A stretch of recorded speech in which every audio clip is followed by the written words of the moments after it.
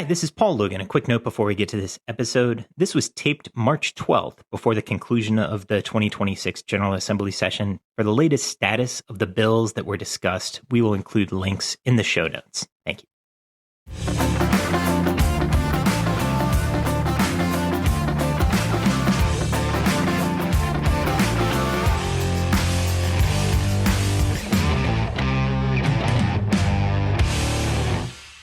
Hello and welcome to another episode of The Fulcrum.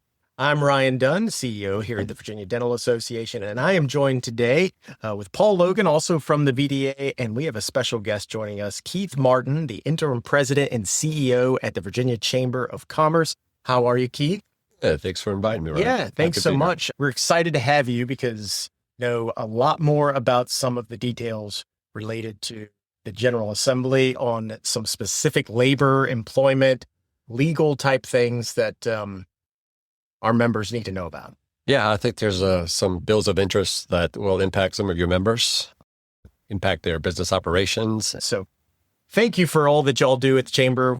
The VDA is a member of the Chamber of Commerce. They are, yes. And the reason we as an association join another association is because the Chamber of Commerce really is focused on the bigger picture business climate, right? One of the things we always talk about here at the VDA, and I think it's an important concept for us to hit on, is there are over 26,900 Virginians working in dental offices across the Commonwealth. You know, when you extrapolate that out, it's bigger than Capital One's Virginia employment. Dental practices contribute $1.67 billion in payroll in the Commonwealth. And 94% of dental offices are considered a small business with fewer than 20 employees. So a lot of the things we're going to touch on today are going to be impactful to those small businesses. There's all kinds of issues that the VDA is involved in on workforce. You know, you've got the clinical side of things, the legal side of things, and sometimes there's ancillary items out there that we just can't always follow, and that's where we're always reading what the Chamber of Commerce is doing.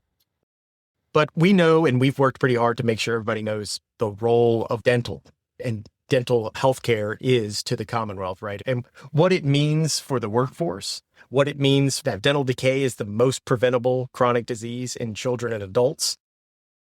And we also know that poor oral health in students hinders their academic outcomes, which then affects the pipeline.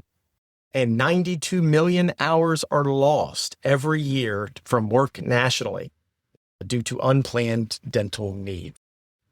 We've also got data, Keith, if you're interested in all of this. We've got a ton of data on things like even our military readiness and the impact that oral health has on that. Is that right? Yeah. When you look at the Army Guard and Reserve, it was about a fifth, I believe, of reservists who were called up or deemed non-deployable due to specifically to dental issues. Yep. And that's one we had, when we put together the VDA's Dental Workforce Council, we had the Chamber as a participant in that and also had a representative from the Department of Veterans Services because it is ultimately a national security issue. If you have people who are reservists and aren't getting access to dental care in a way that they can be presumed to be healthy as they're deployed. And it's something I think is always important to remind people of just the economic impact and the impact of not just employment and revenue that VDA members and dental offices bring to the Commonwealth, but also the impact of oral health on the overall competitiveness of a workforce that needs to be ready and able. But y'all are always focused on that workforce, making sure you're looking far enough ahead and understanding that workforce needs. Part of our needs were published in Blueprint 2035, which y'all have presented to Governor Spanberger. Yeah, no, I appreciate your partnership and your willingness to be part of this whole process. As you know, this is the fourth iteration of Blueprint. I'm thankful we only do this once every 4 years because it's a big lift. It's a lot of work to get done in a year's time. I know it's no surprise to you and Paul, you know, as we survey businesses across the Commonwealth, every industry, every business size, the number one issue by far, not even close, is the talent pipeline. And, you know, it's getting more difficult for employers to find the talent that they need. I'm concerned we may be getting close to a time where we're cannibalizing each other's workforce. Yeah. And I think I'm happy to see the state and other employers are part of a discussion to see what can we do to grow that talent pipeline, because we're not having enough staying in the state or in the state right now to pick from. I remember when I was in school, high school, and employers would come to our high school, and you have a kind of a workforce demonstration and show. And then with my kids, it was middle school. I remember in middle school, they were going and trying to attract interest in their industries. Well, now they're going down to elementary schools. Wow. Employers are actually going to elementary schools to try to get interest in their industry, in their businesses. And we're all competing against this limited number for the same workforce. Yep.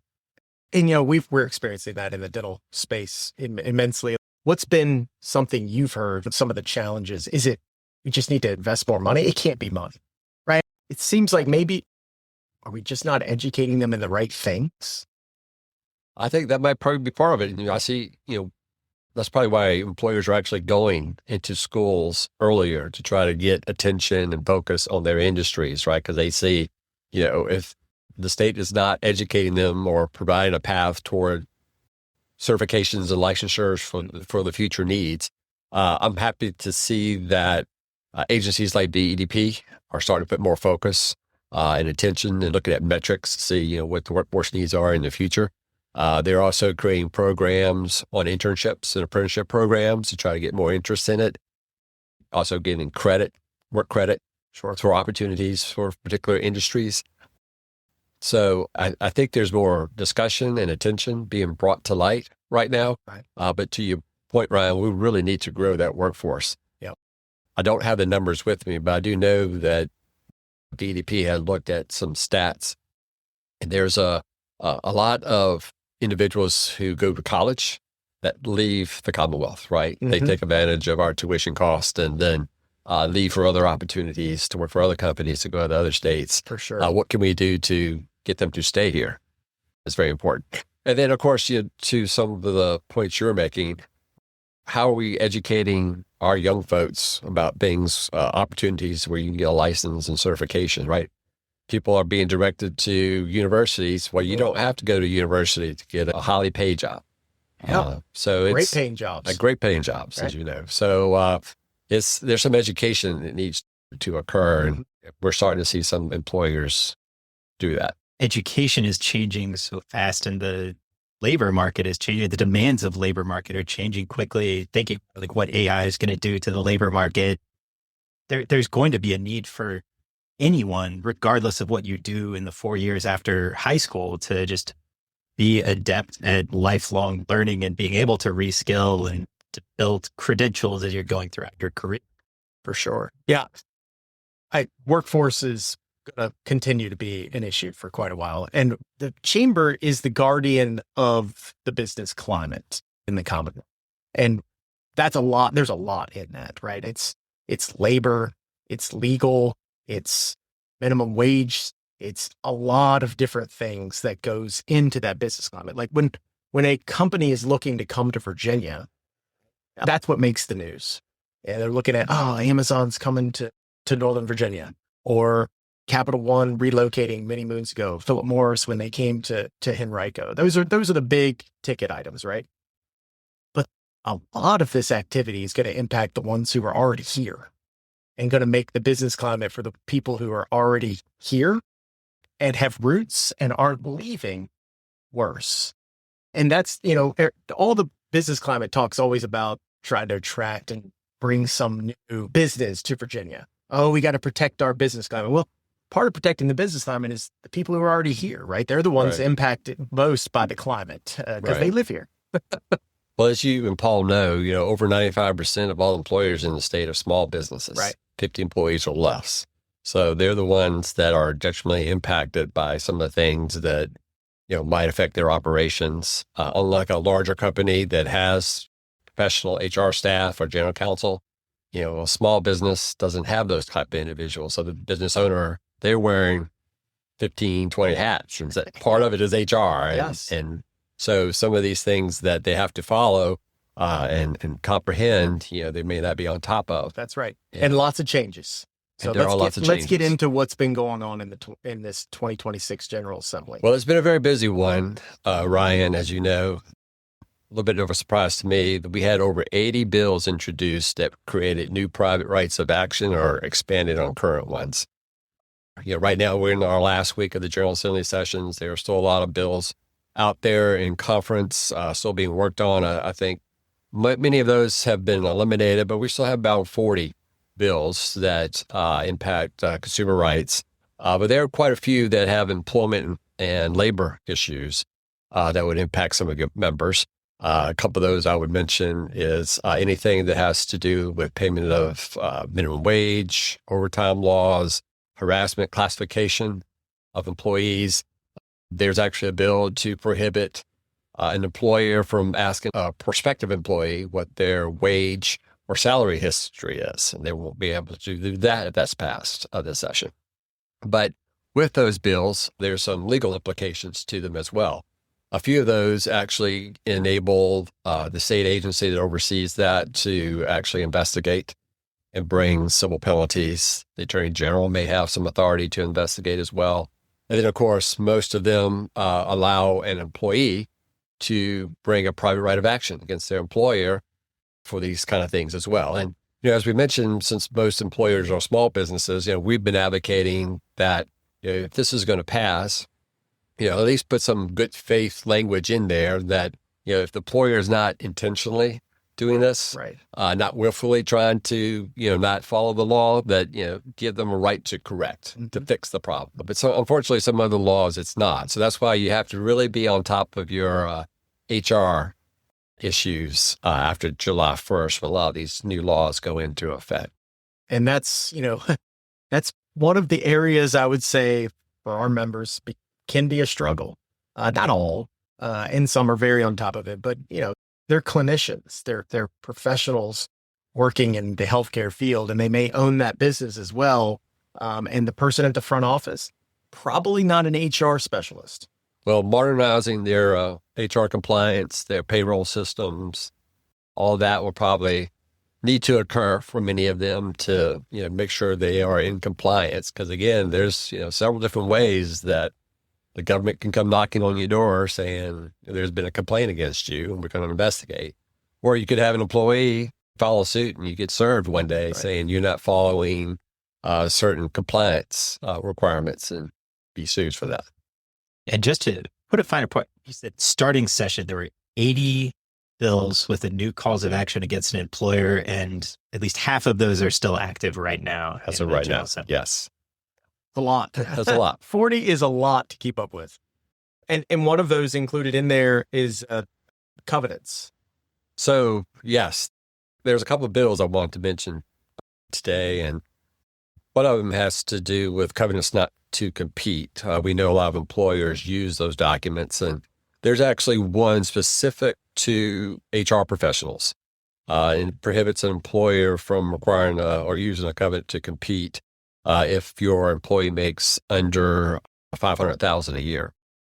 But I would note, at least right now, the definition includes anyone who's licensed by the Board of Medicine, nursing, counseling, optometry, psychology, social work. All those, if you make under $500,000, you cannot have a covenant to compete. But so right now, I would say that the dental association is not included that. Well, even though that might not, at least right now, apply to dentist offices, there is another one that prohibits, a covenant or employer from using a covenant to compete with an employee if the employer does not provide some sort of severance benefits when there's separation. So if you have a covenant not to compete, you have to provide some sort of severance or monetary benefit or to be enforceable unless you discharge for cause. Okay. So that's the only out. So I've seen over the last couple of years, the General Assembly is not liking covenants not to compete. Right. Every year they're chipping at it a little more and more. So it's something we'll need to keep an eye on in future years too, particularly the one for healthcare professionals, because it may not be this year, but next year. It doesn't take anything but a bill. It does. It does.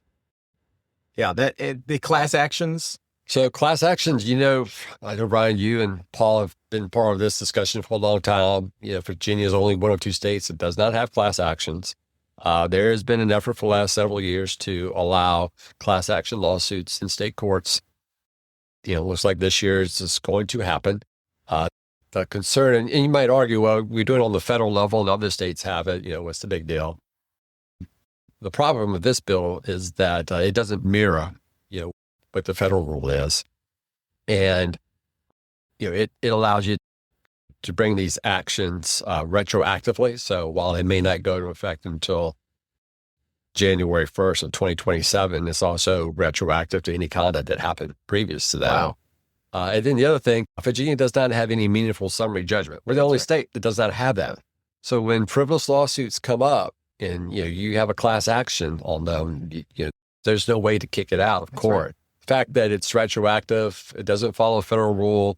We don't have meaningful summary judgment in Virginia. It makes class action, a little bit harder for employers. For sure. That is going to be pretty detrimental to the overall business climate. The protection of class action and the use of summary judgment in Virginia has always been one of the list of things working to try to make this a very business-friendly state. Because at the end of the day, that's what we want. We want it to be a balance, but having it be business-friendly is certainly something we all strive for. Because you don't see growth in non-business friendly states. That's correct. Yes. And, while Virginia has been consistently ranked as one of the top states, one of the big knocks that we have is our business cost rankings. So the cost of doing business, we always rank pretty low in that. Right now, we're like 31st in the nation in business cost. And some of these employment and labor stuff will probably be adding to the overall cost. I can guarantee it's not going to make it cheaper, Keith. Right.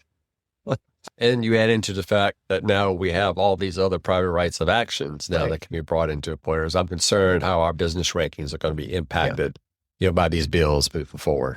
Well, and we see it. Just employers choosing where to do business. Dentists too. Virginia has, for many years, been a net importer of early career dentists. If it becomes a less favorable environment in which to practice, they're making decisions based on where they can sustain a practice. That's right. And I know you've had no shortage of issues. I know you also have other items that are more on the labor side of things as to requirements for employment, and other items that have been coming up that create some new private rights of actions as well, including probably one of the more, I don't know if contentious is the right word, most discussed is the paid family medical leave. This has been around for 10, 12 years. Another item we worked on for that long of a period of time, but how is it finally passing and what's it going to look like for an average dental office with 10 employees? Well, right now, as you know, it's in conference, and what gets passed will go to the governor's office, and she may have some amendments of her own. But as you know, we have the FMLA, so we have the federal version. It's 12 weeks. It's unpaid. The Virginia version, it's much broader, and it's paid leave. And right now, the latest version, they're actually looking to start collecting premiums from employers and employees. So it's going to be a 50-50 type situation starting in April of 2028. And they are looking to start paying out the benefits in December of 28. But for a program this large, they're designating the VEC to be the agency that has to administer it. The VEC says they're going to need over 300 employees for this program. So they're going to have to hire over 300 new employees at a cost over the next 2 years of about $100 million. That's just to the state to implement it. To implement it. What's the cost going to look like? Is there anywhere that has said what the estimated cost will be to employers? So initially, there's a fiscal impact right now, and it looks to be over $2 billion. That's with a B? With a B, okay. $2 billion initially. But of course, the VEC has to adjust annually, what this fund or this charge is going to be to keep it solvent. Because as I understand it, the state of Washington has something very similar to ours that we're looking to implement. And right now they see that they have to, actually raise the amount that they have to charge employees just to keep it going. So this will be a fee across the board to every employee in Virginia. Yes. Now, is the fee paid out of the employee's pocket, or is this paid for by the employer? I think this is going to be deducted like you do Social Security and other things, just from the check, from the get. Yeah. And it goes into a fund. It goes into the fund that's administered by the VEC. Again, it's 12 weeks. And as far as there is overlap between the paid family medical leave that Virginia operates and the federal version, it's supposed to be concurrent. But where there is difference between the two programs, it can be stacking. And this is another issue that many employers have, that possibly, if it doesn't align, you could take 12 weeks of paid leave under the Virginia version, and then 12 weeks of unpaid leave. So that's 24 potentially, and the employer is out, not having an employee for possibly 24 weeks. But the concern where it doesn't line up, of course, is going into the definitions.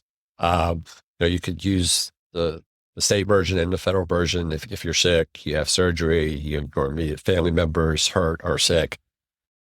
But Virginia goes a little bit further in their definition of what a family member is considered. And so in Virginia's version, a family member includes individuals who have a close association to the individual employee. That's not defined. So is it, my neighbor who I'm friends with? Is it a guy I went to college with, a frat brother of mine? What does a close association mean? That's so broad. Right. And there's no limitations on what that is right now. And in addition to being sick and your wellness and all that, they allow you to use this service for safety services. Again, this is something where if you have any type of legal or law enforcement issues, medical treatments, recoveries, counseling, relocation, home security, those kind of things are considered safety security. You can use this paid family medical leave for that. And so those are just some situations where it does not line up with the federal, and potentially you could take the state version and then also the federal version. Wow. But our biggest concern, of course, is the fact that the definitions are broader than the federal version. And, it's going to be harder for employees to fill in these gaps in times. And of course, how is an employer going to say no to someone? If you say you have a close association with this other person, you need to take 12 weeks of paid leave. Yeah, because there's penalties involved, significant penalties if you deny it. Yeah. I think with this proposal, and so many of them, they come from a good place where the legislators want to make sure people are treated fairly when they have something unexpected come up. But when you take all of them in combination and put all of the burden to comply with those and the cost onto businesses, it does have a cumulative impact. And that's why I think it's so important to have the state chamber here to be having these conversations with legislators as they move through to make sure that they understand the full impact that it's going to have on business. Keith, thank you for updating us on all of that. There is a ton that has been going on in this General Assembly. There's been some good positive outcomes from the chamber's perspective and from the overall business climate perspective. We're been able to be effective in letting people know, hey, while this sounds like a great idea, let me tell you why this may not be the best plan for impacting our overall business climate. And you've been able to stop some of the bills that were coming forward. One being the right to work. There was a lot of talk about the right to work in Virginia and moving away from that. That would have extreme impact on the overall business climate. That's usually in the top 2 or 3 things, right? It's our number one. It's really, it really is. Yeah. And it is a very simple idea, right? That you have the right to work at a place without being forced to join a union. That's all it means. That's as simple as it gets. And it's funny because while I felt a little, my head was spinning, to be quite honest, because the conversation was Virginia should do away with our right to work. Meanwhile, all these other states that are not right to work have been trending towards right to work, because it really does give the individual employee their own choice, right? Their right to choose whether it's right for them. Being a part of a union may be right for some, but it's certainly not right for all. And so mandating that has not been a successful place in anywhere. But so that's a big win. It is. Yeah. And realizing this was be a big topic of discussion this General Assembly session, I actually worked with Fletcher Magnum Economics, to commission a study to look at if Virginia ever repealed right to work, what kind of impact would it have on the Commonwealth? And so based on his study and his report, over a 10-year period, if Virginia ever were to repeal right to work, it would depress our state gross product by about $37 billion with a B. Personal income will go down by $26 billion. They estimate that new business created will be about 30,000 less if we repeal right to work. And then our total private employment will go down by 180,000 jobs. Wow. So, it's something that's very important for economic development. We've already heard from site selectors that if Virginia were to lose right to work, a lot of businesses wouldn't even look at coming to Virginia. Right. And though that bill was killed early on and nothing much came of that bill to repeal right to work in Virginia this session, just the fact that we introduced the bill, I understand other site selectors, other states are using it against Virginia to recruit employers to their states. Saying, hey, Virginia's talking about repealing right to work. Maybe you ought to think about coming to Georgia, South Carolina, Tennessee. Yep. Exactly. You're right. Just even talking about it and putting in a bill is enough to make people who are about to spend $25, $30 billion on major movement of their company or their headquarters to get cold feet. Just the conversation about it and seeing a bill in writing made me nervous. So I wouldn't move in any business anywhere. It's very important to our overall economic competitiveness. Yeah. And if whoever were to lose that or repeal that, it would be very harmful to our economy. Yeah. And what other successes? Over the course of this blueprint effort that we did, employers are becoming much more engaged in issues like childcare for employees, housing for employees. And so, we've put in a lot more effort along with other groups and associations, looking at what we can do to create more childcare opportunities, seats for employees. We understand that if an employee cannot get access to affordable childcare, if there's no childcare available where they live, it makes it more difficult for them to be productive at work, to be on time at work. So it's something that employers are looking at. And I'm happy to see that in the budget, at least right now, there's some money put aside to create this partnership, a grant opportunity with employers. So the state may pay a certain amount, employers pay a certain amount to help employees get access to childcare. Oh, that's great. And of course, right now, they're also looking at what we can do to increase the inventory of housing. That's becoming a problem. I had a boss who said that homes are where jobs go at night. And that's kind of stuck with me, So if an employee cannot live near their workplace, it makes it harder for employers to attract employees because many don't want to commute long distances. Yeah.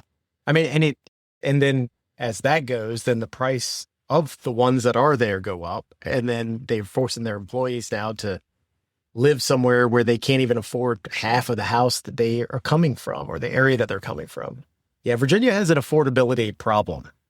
And we've been seeing it it used to just be kind of something that was just Northern Virginia, but I think you're seeing it really creep into a lot of other parts of the Commonwealth.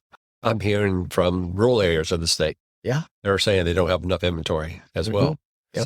So childcare and healthcare are becoming, bigger problems for employees, and to the point where employers are trying to get involved and be part of this conversation and see what they can do to help. Yeah. we keep working on the healthcare side, on the oral healthcare for all those employers. And, we've got some great examples of places out Pulaski with Volvo being there, and the impact that more dentists have come to that area, basically because of that employer. That's great. And being able to provide that for them. So that's great. I've enjoyed this conversation. I appreciate, Keith, you coming in and sharing what's going on. A lot that members will need to just educate themselves on as they understand what this means for their business. And I just appreciate having Keith here, hearing how the chamber is thoughtfully approaching these issues and trying to just help those lawmakers who are making the decisions understand the second and third order impacts, even if the bill is coming from a good place, right, from a place of good intentions, that its impact is something that they need to be aware of as well. Absolutely. And I think that's the role of being an effective lobbyist, right? I do really genuinely think most bills are put in because someone either brought them the idea, they thought of the idea, thought this would be great. This makes sense. But once you peel away a few of the layers and you understand that everything is an onion and everything has multiple layers, and for every cause, there's an equal or greater reaction. And as a good lobbyist, you have to educate them on that. Some want to hear it and some don't. That doesn't mean you didn't do your job. It just means they didn't see that layer as important as the other layer. But having that and knowing that the chamber's doing that work is extremely helpful. It sounds like we will be probably talking to you a lot in the near future as a lot of these start going into law in July. Obviously, there's some iterations that may change, but July 1 being the impetus for probably having to have a whole lot more education for our members. Yeah, it's a lot going on that will impact their operations. Yep. Now that particularly there's some sort of enforcement authority with the state, Attorney General's office, and more specifically, a private right of action potentially by your employees, just because you unknowingly misclassified or did something you weren't aware that the law had changed on, could have a big financial impact. Well, that update that you guys put out, that the chamber puts out after session is over, it's going to be like a booklet this year. Finally put it along this year. I don't think it's going to be a one-pager as it has been maybe in years past. It may be a 20-pager. So but we will be using that to educate our members and to let them know what's going on. But if this isn't helpful and proof enough that we really do hope our members hear this, understand the importance of the overall business climate, the role of which the VDA plays, and our partnership with other groups like the Virginia Chamber of Commerce. We work closely with the Medical Society of Virginia, the Virginia Hospital Healthcare Association, which, by the way, Hospital Healthcare Association, they remind us all the time that they're in however many of the localities, like 75% of the localities in Virginia, they're the number one employer. And so there's an employment side to hospital work. There's an employment side to the dental space, and making sure that our members understand that is important. And so I encourage all of you to take the time to maybe look into joining your local chamber of commerce, wherever you are in the state.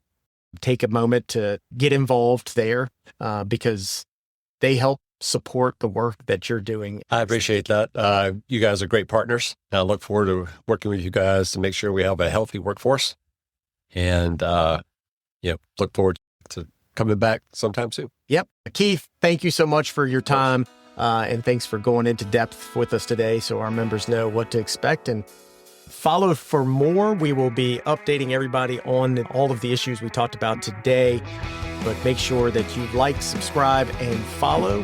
And this wraps up another episode of The Fulcrum.